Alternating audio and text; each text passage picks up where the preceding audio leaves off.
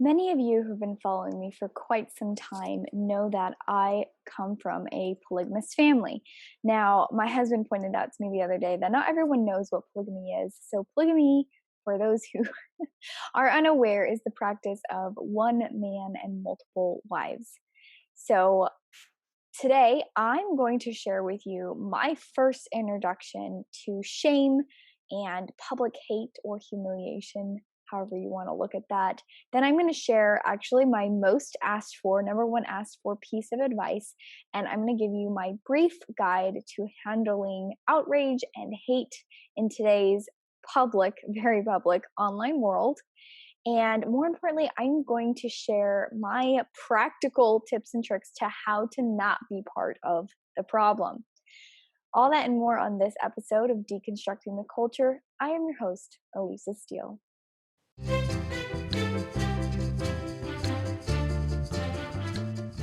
It's not uncommon for me to get messages from my tribe here of you guys on Instagram and even some emails of people telling me, Elisa, how do you do it? I just don't think I can do it. I have conservative beliefs. I am strongly pro life and I want to talk about it, but I just can't. I'm sensitive. I don't feel like I can handle that kind of just hatefulness coming my direction. I don't want to lose friends. And I get it. I absolutely get it. For many of you too, it's not just about losing friends. It's actually more serious than that and has to do with if you come out publicly, are you going to lose at your job? For many of you, that's a reality, especially for those of you who, for instance, work in the Silicon Valley area or you're in the tech field. It's strongly liberal and biased. And if you come out as a conservative, that can be very problematic.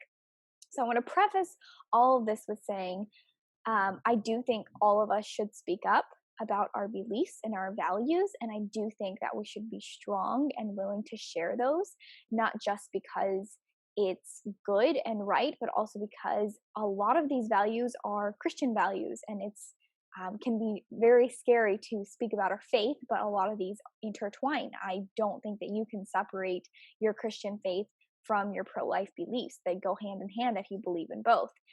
So I'm going to say that with a caveat.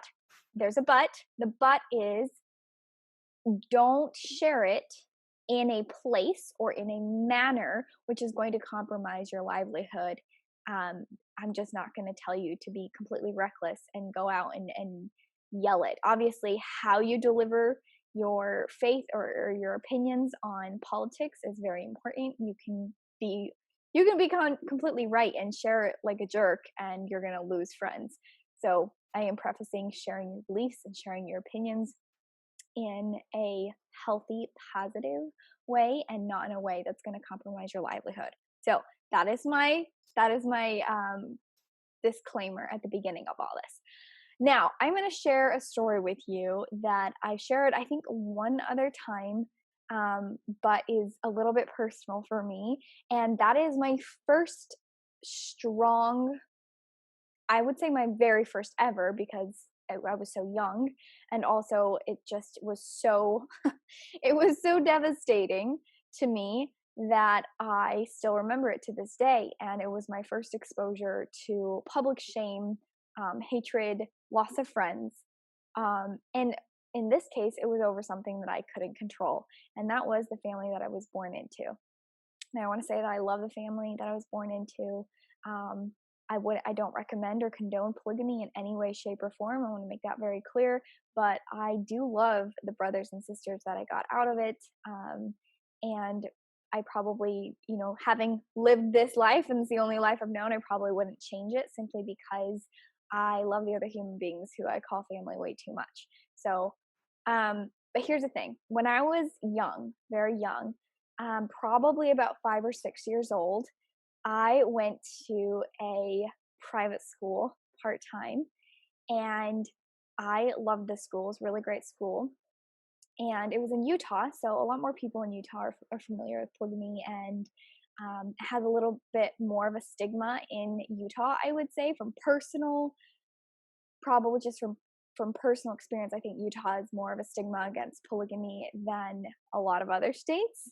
But when I was a little girl, probably around 5 or 6 years old, I was going to school and there was this girl and she was super cute, my own age. And we were, I think, in reading class, and maybe it was break time. We were eating goldfish. And she turns to me and asks the average typical question that kids that age ask their little friends. And she asked me, "How many brothers and sisters do you have?" And I just told her because I didn't know I couldn't remember. I knew that my mother had told me, but I told her, "I don't remember for sure, but probably like 15 brothers and 15 sisters." Because in my mind, I'm just like, just throw out some round numbers. It's probably somewhere around there. And her eyes got big. And then immediately after saying that, remembered that my mother had told me, we don't share this with everyone.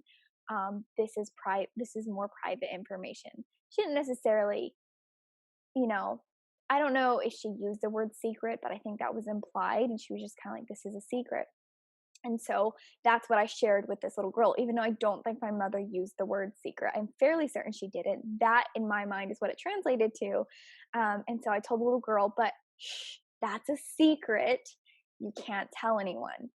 And then she said, "Yeah, of course, I won't tell anyone." Well, my memory on this part is a little fuzzy, but I remember it was very soon after, probably either within a few hours that same day, or if not a few hours, it was a few days later. I remember her mom came in and was sitting in the classroom for something, probably waiting for school to get out. And her daughter came to me and said, "Hey, can I tell my mom about how many siblings you have?" Because she still remembered that, and it was just very shocking to her in her 5 or 6 year old brain, which I can't blame her. It's shocking to adults. So, of course, in my head, I'm like, you know what? Mom said never, ever, don't tell your mom. Like, don't ever keep secrets from your mom. And I remembered that. It was very, very strongly imprinted on me. Never, ever keep a secret from your mom. So, of course, I told this little friend of mine, "Of course, you can tell your mom." I watched her walk over to her mother and whisper in her ears because, of course, it's a secret. And so that's the way she communicated that. And she told her mom, I don't know exactly what she told her mom, but she told her mom about how many siblings I had.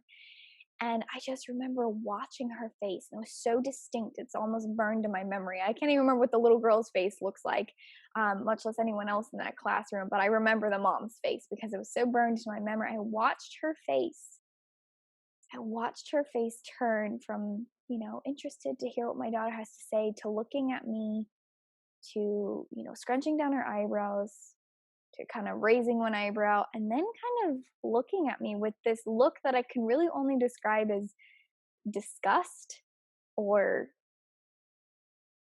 just ew. That was what her face read, was gross, ew, disgust. Um, and she said something to her daughter, and she talked to her for a little while. And I don't know what she told her daughter, but all I know is that what that translated to. And the little girl who had been my friend for, months now into school, came to me and said something along the lines of, "You know what? My mommy says I can't be friends with you anymore." And that crushed me. And that was the first time I remember experiencing deep shame and embarrassment and hatred. And it was over something I had absolutely, absolutely zero control over. No more than any of us can control the kind of family we're born into.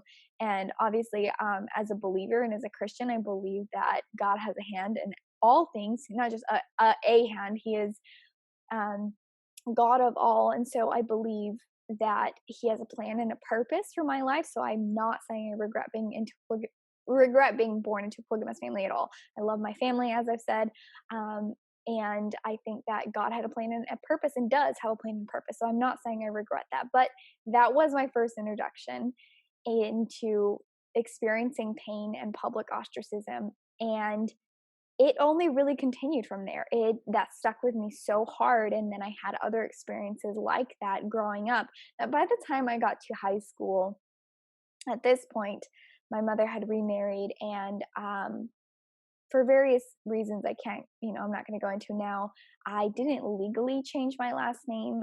There were some complications behind that. But I did start going by, not only just because it was nice to change to a different last name that didn't have a stigma attached to it, because in the state of Utah, especially for an older population who are more aware of some historical events that happened with some relatives of mine, the last name, my maiden name, last name of LeBaron, has a little bit of a stigma attached to it of polygamy and violence. And because of that, and also just because I truly and absolutely love he's technically my stepdad, but he's my dad for all intents and purposes. And I adore him and I love him. He adopted me and he is my dad in every single way. He's the man who walked me down the aisle and gave me away to my husband. He's the man who supported me and raised me growing up and supported my mother and, was the man who helped me with my homework. So he is my dad. So I took on his last name and went by that until I got married. And but when in high school, I would write down my stepdad's last name as mine. And it's not like your school system actually double checks to make sure that your last name matches your birth certificate. I don't know why, or if that was just the schools I was going to, but for whatever reason, I could get away with going by a last name that I just claimed. And I never claimed my maiden name of LeBaron for not my whole life, just for many years of my life when I was very embarrassed, very ashamed. And I tried to hide from the family stigma, the history of that last name, because I had too many painful experiences. But that kind of, what doesn't kill you makes you stronger, and it definitely didn't kill me. So it did eventually allow me to grow a tougher skin. But before I grew that tougher skin, I had other situations where you could see just how I did not want to be faced with hatred. I didn't want to be faced with social ostracism. And so I remember one time we were going to a genealogy place and we were told to sit down at these computers, and it was at a large, research center for genealogy in Utah. And I sat down, and of course, if I'm going to look up my genealogy, I need to look up my maiden name of LeBaron. So I started typing in those names of, my father and grandfather and aunts and uncles, and just typing in my family history. And I just remember a teacher of mine that I really, really respected. And he was actually the principal of the school as well. He walked behind me. He was just walking behind a lot of the students, just seeing how they're doing, if they need help or whatever. And he walked behind me and he saw the last name that I had typed in, and he stopped and he's like, LeBaron, you're not related to LeBarons, are you? You're not related to the LeBarons, are you? Like, you're not a LeBaron. And I just remember being like, oh crap, I just got caught. And of course, being dumb, like teenagers can be at times, I decided to lie about it, which I am completely ashamed of. And this is a ridiculously stupid place to lie. But I lied to him and I quickly covered up and he said, no. I was just typing that in out of curiosity. I am not related. No, this is not my family. And he was like, oh, okay. And he believed me and walked on.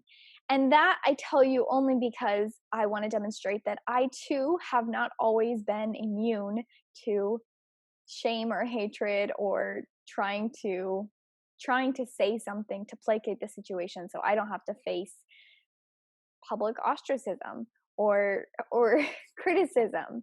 And so I know, and I only say that because I know that some of you have shared with me like, I just kind of I was quiet, or else I pretended to agree with my friends about their abortion views or whatever their views are that they didn't agree with. And they're like, you guys have told me in messages like, I feel so ashamed, like now that they all think that I believe with them, but I don't, and I lied. And so I get it. I really get it. Okay. I want to tell you, you can come back from that. There's nothing better than honesty and truth and coming forward and just being very straightforward. And lies are not the way. And it really is just that's not the right direction to go. So I tell you that to tell you that I am 100% not perfect. I had to grow a really thick skin to do what I do today. And the truth is, because of those experiences, it taught me some really valuable lessons. And part of that is how to engage with our culture, but not become part of it and not become part of the problem. Okay.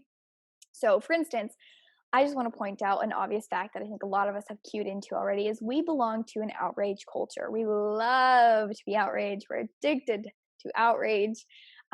There's nothing more than we love it. In fact, if you look around, and I'm not going to name names because I don't want to get into that, but if you look around, a lot of today's biggest political pundits and figures, both on the right and on the left, they kind of make a living off of keeping you and I in a perpetual state of rage and frenzy and more rage and it's a rage fest and everything that happens is just deserving of all your rage and hate in the world.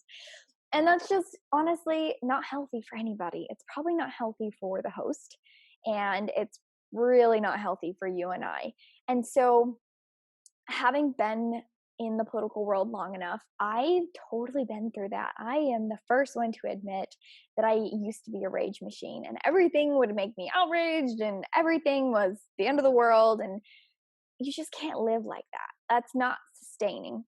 And so I only bring that up because, yes, I'm going to talk about tips and tricks to not be part of the problem and also to build the tougher skin when it comes to political involvement and voicing your opinions and your beliefs.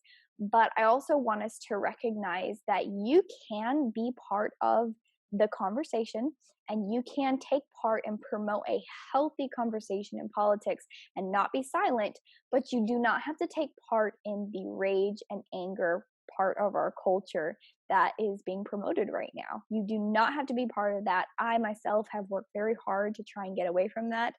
Um, Now I don't do it perfectly all the time. There have been times when I've been very upset about a news story, and you'll hear that reflected in my podcast episodes at times. But I like to flatter myself and hope and pray that I am providing you with information both on Instagram and Facebook. And here on the podcast, I'm providing you with thought out information and analysis of stories and news articles and situations, arming you with the facts and helping you to understand things better and not fueling a constant rage inside of you. I hope that when you listen to podcast episodes where I cover news stories, I hope you're not left with a sense of frustration and rage, but more of a clarity and understanding. I would hope that is the direction I try to go. I don't always achieve it, but that's my hope and prayer. And I would hope and pray that you would continue forward and feed that forward or create it yourself where you can help friends and family and coworkers and loved ones understand very, very important situations happening in our world today, defending freedom, defending the unborn, protecting our borders, protecting our right to keep and bear arms without being in a constant state of frenzied hatred or outrage and without spreading that to others. Now, here's my practical tools and tips to not be part of the problem and to be aware of our political climate, but not to feed into the outrage culture. Okay? Now, first off, take time. I'm going to say this slowly. Take time, lots of time, copious amounts of time to develop your opinions. And don't decide overnight that you believe in, strongly one way in a topic and you're closed off to everything else, and do little to no research just because your favorite political pundit believes that way. I don't care if you're listening to Fox News or CNN. Hearing a 3-minute pitch or a 5-minute or even a 10-minute article on something isn't all the facts. That's not all the facts. It's not the full story. I just would ask you and implore you, and I don't always do this perfectly, but I'm trying to take a long time to develop your opinions. Don't decide overnight, okay?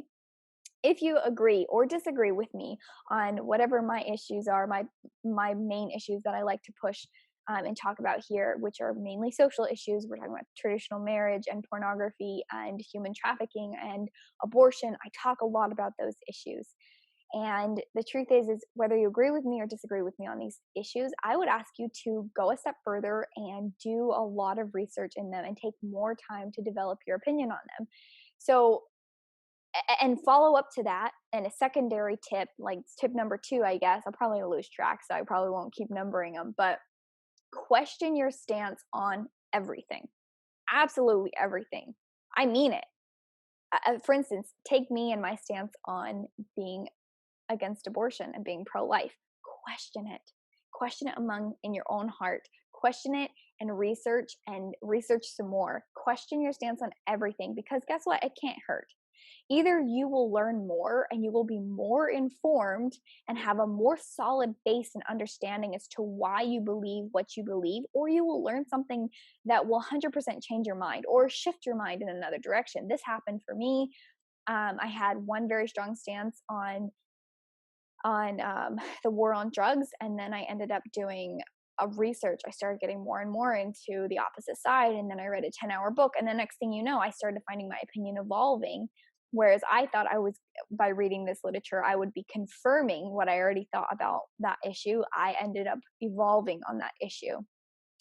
Because here's the thing, the more, and here's my follow up to that, even when it comes to positions like the pro life position, where you're pretty confident you're not going to change your mind because it's a moral issue. It's like changing your mind on whether or not theft is okay. It's like, some things you just know. I get that. I'm still asking you to do more research. The reason why is the more research you do, and the deeper you go on an issue, the more you learn the other side, the opposite opposing side of what you believe on an issue, the chances that you will gain more insight and compassion, deep-rooted compassion for why the other side believes the way that they do.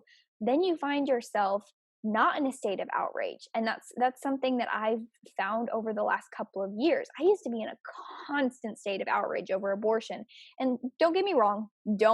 Hold up. I can hear some of you thinking right now, wait, you're not, Lisa, you're not completely outraged abortion. Yes, I am morally outraged about abortion.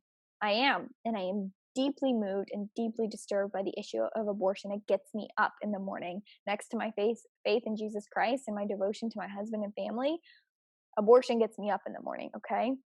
So don't get me wrong, I am morally outraged. There's a difference between moral outrage, righteous indignation, and then being in an outraged state of mind. An outraged state of mind isn't healthy in the long term. Seeing red all the time isn't healthy for anyone. So yes, I am morally outraged and righteously indignant over the state of abortion. But I used to see red about this issue. There were phases, especially when I was a teenager and young and still developing my opinions on things, where I was just in a constant state of outrage. And it was, oh, those baby murderers. And here's the thing. Yes, abortion is more murder, but the more research I did into abortion, where I expected to see more red and feel more outrage, the more compassion and the more deeply I felt moved for the issue, not just for the babies, but for the mothers. And I realized it's not about calling all mothers horrible murderers of their babies. That's not helping her. That's not compassion for her. That's not compassion for her pain and the healing she will inevitably have to go through on this earth or in the next, and facing what she's done. It's not compassion to yell and scream at these doctors and nurses and Planned Parenthood and abortion workers. It started to hurt my heart. And that's a huge part of why I'm so passionate about Abby Johnson's story in the movie Unplanned and her book Unplanned. And just on a side note, she's a wonderful human being and a friend of mine. But before I ever met her or became friends with her and her husband, Abby's story moved the needle for me in such drastic heart way. It already started moving that direction. But Abby's story and Abby's perspective changed my perspective. It was a complete paradigm shift for me, because I decided a couple of years ago it wasn't enough for me to just say I'm against abortion and know the basics of how abortions happen. I needed to understand the other side. I wanted to read pro-abortion material so I could understand where these women are coming from. I can be completely disgusted with it, but I wanted to understand it. And that somehow led me to Abby Johnson's story, and realizing how Abby could go for years and years as a Planned Parenthood director, employee of the year for Planned Parenthood, and then see how people are people. Man is made in God's image. We're all struggling. And because I went deeper into the abortion issue, I found myself with a deep, deep compassion and love for abortion workers and for abortion doctors and for women who have had abortions and for the men who have supported their wives and girlfriends having abortions because they're hurting. And it opened up not only my eyes to that, but because of that, and because I changed my whole tone and my voice, I realized I'd been doing it all wrong, that I wasn't going to be helping mothers heal from their abortions and helping them to find redemption in Christ and then share their story in the pro-life movement if I continued to yell and scream and express and exude this extreme outrage. Now, don't get me wrong. Of course, abortion is murder. And of course, we should recognize that for what it is. And there is a time and place when it is appropriate to say those words to someone: abortion is murder. But that's not screaming at them outside of a Planned Parenthood.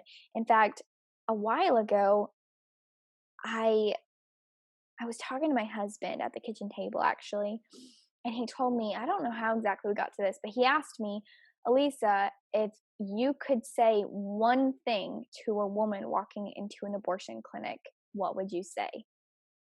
And I immediately knew what I wouldn't say, and it's not you're a baby murderer if you go in there. You're murdering your child if that's not what you scream at a woman walking into an abortion clinic. First of all, it's not going to ever change her mind. And also, that's going to sour her and embitter her heart later when she does need help or is questioning where she's at or questioning her decisions or you know, finding pain in needing healing. She's not going to come to me and say, hey, you person who screamed angrily, you're a baby murderer. Can you please tell me about what you mean? No. And it also might even close doors for her later because she might think that all pro-lifers and pro-life advocates are hateful and unkind and yell angry, embittered things. No, the answer to my husband's question, what would I tell a woman if I could just tell her one thing before she walked in those doors? I would say, hey, I can help you. And that opens a door. And that's not screaming at her she's a baby murderer. That's acknowledging that she's there because she needs help. Now, moving on, I just want to say I am not always perfect at this. I feel like I've come a long way, but I also have a long way more to go in this direction. But the truth is, I want to give you another piece of advice before we continue on. Politics are personal. People hold their political opinions very, very close to them. I know you know this. Trust me, I get it. You know this. But here's the thing. I'm going to tell you a piece of advice and it's going to save your life, or at least not really. It's going to save some of your relationships, though. Don't engage with friends and family online.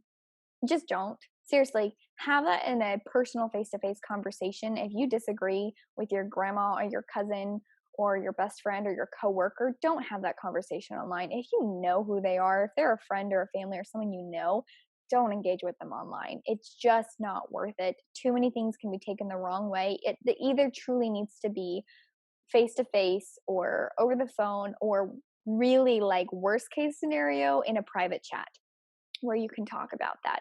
But on a public forum, commenting back and forth on a post with someone you actually know is not a good way. Don't do that. Now, have I always done that perfectly? Heck no. I have really made some friends and family very mad, mostly actually about pets. But I've learned my lesson this last time around when I had friends and family being very angry on my personal page about my stance on pets not being children. I didn't reply. I learned my lesson other times in the past and I did not reply. I just looked at the comments, shook my head, and moved on. It's not worth it. It is just not worth it. I don't care what they say. It's just not worth it. Okay. So now, how about replying to the comments of strangers? How do you talk to them? Now, there's a difference between a stranger online who is asking a legitimate question and actually does want to engage in a debate.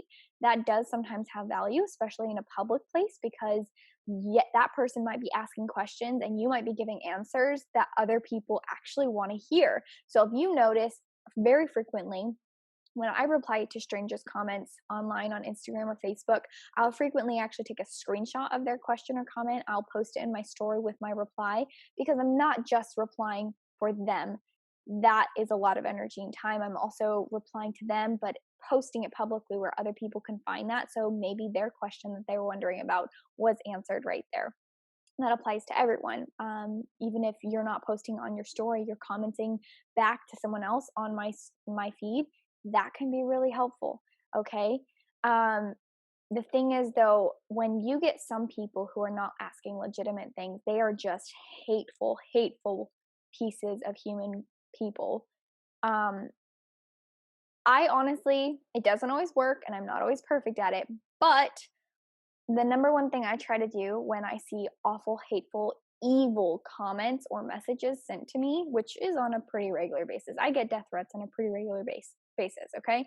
Or just terrible, awful things said to me.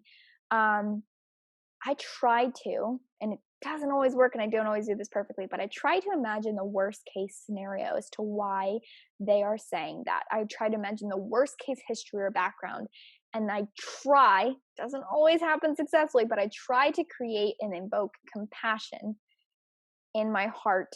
So I'm not carrying around seeds of bitterness or anger. That, or else if they're really ridiculous, sometimes I just think they're funny. But let's just take some of the common comments that I get. So I wrote down a few that I just really actually got recently. One of the most common ones I get is, I hope you get raped. I probably have been told that hundreds and hundreds of times over the last however many years of running Conservative Babes. I get that wished upon me a lot, which is interesting because I'm very open about talking about my history of being sexually assaulted as a teenager. I've talked about that in podcast episodes in the past and also even in some posts. Um, so whenever I get told that message, I think in my mind, you know what? Maybe they've been raped. Maybe they've been molested. Maybe they've been sexually assaulted, and their pain must be so real and they're just struggling.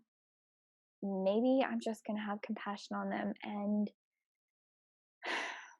you know what? Say a prayer for them because I don't know what they've gone through or what would drive them to a point where they would have so much anger and pain and bitterness in them that they would wish that upon someone else. But maybe it's because they suffered that. Um, and then also I just think to myself, been there, survived that, and it's just a sad thing to wish on anyone. But I try to have compassion and imagine that maybe they came from that kind of pain. Um, I usually sometimes you'll see this occasionally. I'll publicly reply to someone, "Hey, I'm praying for you." And I don't actually mean that sarcastically. I think some people think I say that sarcastically, like the Southern thing, like, bless your heart. Like, I actually don't mean that sarcastically. And I do genuinely try to pray for them. And it's not like a long prayer. And I try to make it authentic, but it's usually short. And it's, God, whatever pain or bitterness that's in their heart, just soften that and help them to heal from whatever it is that they're suffering from, whether it's self inflicted or inflicted by another source. They're obviously anyone who would say that is coming from a really, really painful place is what I imagine. Another one I frequently hear since being pregnant, this has been a new one since being pregnant. I hope your baby dies. Or, next to that, I hope your child gets raped someday. I get those quite a bit. And you know what? I just think to myself, you know what? Maybe they're suffering. Maybe they aborted their child and they're suffering so deeply on a deep core level that they just wish that upon the world because they're in such a painful place. Again, I try to imagine the worst case scenario, worst case history and background for that person so I can try and think what would drive someone to say something that hateful. So again, I've lived through the loss of my child, dying through miscarriage. That was devastating. I wouldn't wish that upon anyone. But we survive. We are survivors, and we have God. I don't know what these people do without God, and I think honestly, maybe that's why they're suffering the hardest is because they don't have God. They don't have Jesus. So I do pray for them too. Then another one, I just thought I'd throw this one in there because I think it's funny. I get this one all the time. People love to message me and say, "You're so fat. You should just add that to your profile." That's one I got the other day. I thought it was funny, but that you should add it to your bio. Your profile bio was new, so that's why I thought it was. I kind of chuckled, but I get told that all the time, whether it's in messages or online, and people are like, "You're so fat." Like, oh my gosh, you. And I'm just thinking in my head, I'm like, is that the worst thing you can imagine?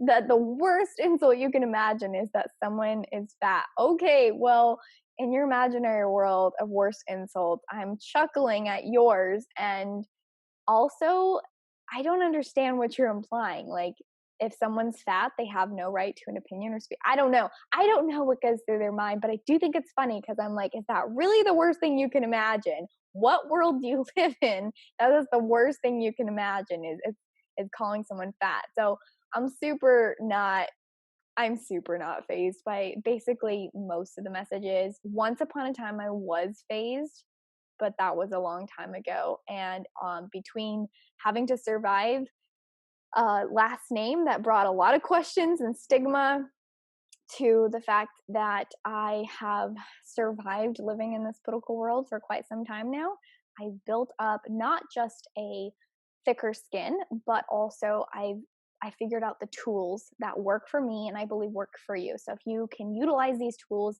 that I've talked about today, I hope that this can make you a calmer, more less frazzled. I don't know what the opposite of frazzled, but more just a calmer, less phased, well-rounded person by studying your topics and keeping personal conversations personal, not in public online debates, and by wishing the best and praying for healing for those who wish you ill. Now, before I go ahead and move on and close this out, I'm just going to ask that you subscribe, leave a review, share with a friend, especially maybe if you have a friend who's considering speaking out and sharing their beliefs, and maybe they haven't had the courage. Maybe sharing this with them could help them. I would pray that it would help them. So, in a world that does not really reward the non-rage monster, I would just ask that you take a moment to consider these ideas, consider how they can be implemented in your life and how they can benefit you. Anyways, like, subscribe, share with a friend. If you're on YouTube, hit the notification bell. All right. Now, this week I want to share with you, I love this movie. It's this week's movie. Oops, just almost dropped my phone. Cinderella Man. It's a 2005, kind of like a boxing drama, sports drama. Now, I had to tell you, I don't like boxing, and I actually, most sports bore the, like, you know what, out of me. I literally am not a sports movie person. So when I tell you that I really, really like this movie, it's for a reason. Not only is it really well done, it's based during the Great Depression. It stars Russell Crowe, and essentially he is, you know, a boxer, and he earns the nickname Cinderella Man from his rags to riches kind of story, and it's a really great story to watch. But one scene in particular sticks with me and makes me think a little bit of these times that we're in with coronavirus and this pandemic and unprecedented times that we're struggling through right now, especially economically.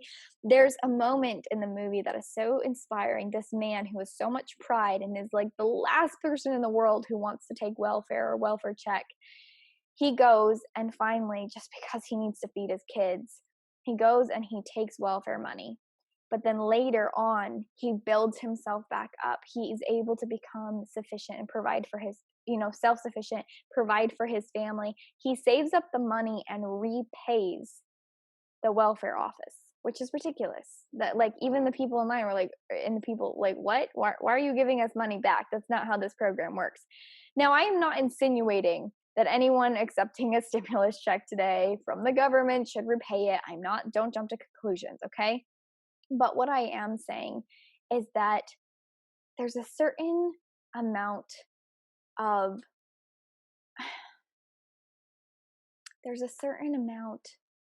life that our leftist friends don't understand, that being self-sufficient, working hard, providing a living for yourself and your family is honorable. And so the left has this idea that if they just give everybody money, everybody will be happy. Don't you know? People don't want to work. They just want money. No, we don't want money. That's not what we want. We want our jobs. We want the economy back. We want the economy open and thriving again. We want to live our own life and forge our own way because that's what brings pride within oneself and pride in what you're doing and taking care of yourself and your family. And so it's an amazing moment in the movie and it makes you feel proud of the character. And overall, great movie. Cinderella, man, again, if you haven't seen it, check it out. It's a really good one. All right, now we're gonna go ahead and I don't have a book because we're short on time, and also I finally finished Gone with the Wind 50 hours later. So I finally finished Gone with the Wind. If you've been listening to the last couple podcasts, you know what I'm talking about. But Good in the World ending here. I thought this was a really great story. It comes from Good News Movement on Instagram, and they shared a wonderful story where essentially a delivery man, he went inside for just a minute to make a money transfer with a friend who needed money, and this man's from Venezuela, I should say. Well, he went inside for just a minute. When he came back out, his bike was gone. Well, an onlooker who learned about the situation actually talked to the stranger on this stranger on Twitter. Essentially, reached out to him, and he just got him a new bike. And just out of nowhere, no idea who this guy is. He just saw that his bike was stolen, and he was like, "Okay, I'm gonna get you a new bike." To me, that's awesome. That is wonderful. And it's not that he was giving him a bike just because he wanted a joyride. He gave him a bike so he can continue working, continue making a living and doing deliveries. And that is awesome. And I love examples like this. So again, I said this a couple of times, and I really loved the stories that you guys have sent me. So if you see a story you think should be featured for Good in the World, whether it's personal from your own life experience or it's something you see on the news that you're like, wow, that's such a good story, everyone should hear about that, feel free to send it to me on Instagram or to my email, conservativebabes@gmail.com. I am so happy you joined us for today's episode. Be sure to like and subscribe and leave a 5-star review. I am your host, Elisa Steele. You're listening to Deconstructing the Culture.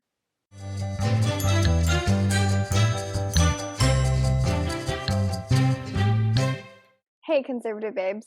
Thanks so much for being part of the tribe. Seriously, I am so blown away, not just by you guys being amazing listeners, but you guys send so many things to me, both on Instagram and email, and you share things that you want to be discussed or covered on the podcast. Your feedback means a whole heck of a lot to me.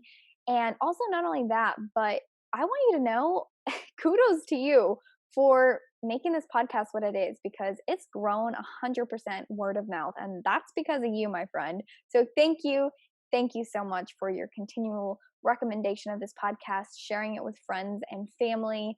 And also, I just want to ask you, if you haven't already, what are you waiting for? Go ahead and subscribe on iTunes, SoundCloud, Google Play Music, wherever you listen, and leave a review. If you're watching on YouTube, then go ahead and hit the notification bell. Nowadays, you can do subscriptions all day long and subscribe to someone's channel. So subscribe, but it's also important you hit the notification bell. All right, guys, see you next week.